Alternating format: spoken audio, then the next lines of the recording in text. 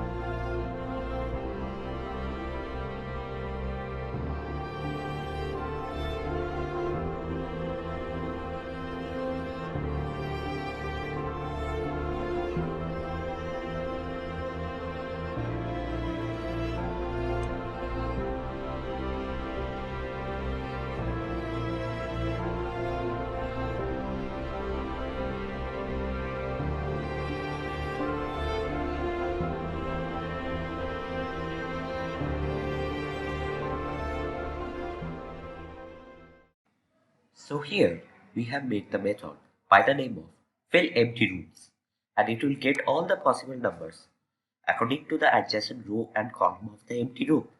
So how this works is, we first get the adjacent row and column of the empty room, which I have defined as current row and current column.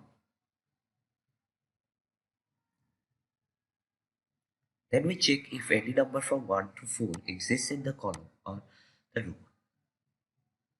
Then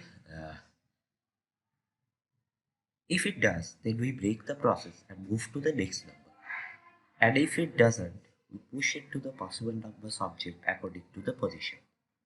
So that's it for today guys. Bye.